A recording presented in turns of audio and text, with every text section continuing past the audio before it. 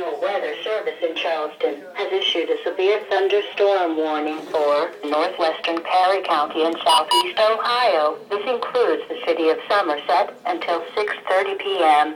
At 5:59 p.m., National Weather Service Doppler radar indicated a severe thunderstorm capable of producing quarter-size hail and damaging winds in excess of 60 miles an hour. This storm was located 11 miles west of Somerset, or 6 miles northeast of Lancaster, moving northeast at 35 miles an hour.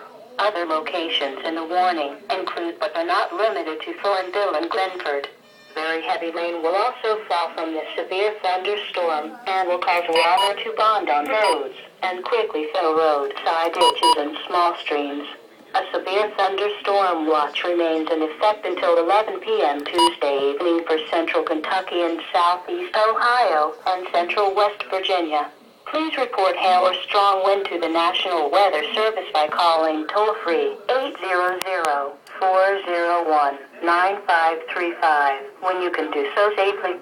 You may also report severe weather by posting your report to the Charleston, West Virginia National Weather Service Facebook page or by using the Twitter hashtag NWS ROX.